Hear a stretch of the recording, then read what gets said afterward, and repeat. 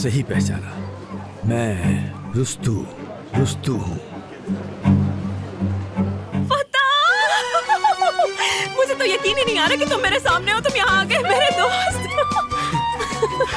क्या हम यहाँ इसीलिए आए थे?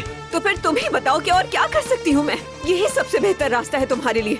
तुम ही बता दो, कोई और हल है? क्या करोगी तुम? निकलो बाहर। वो घोड़े की जिंदगी के लिए मेरी कुर्बान मत करो। हद हो गई है यार। को जरा आहिस्ता बंद करो।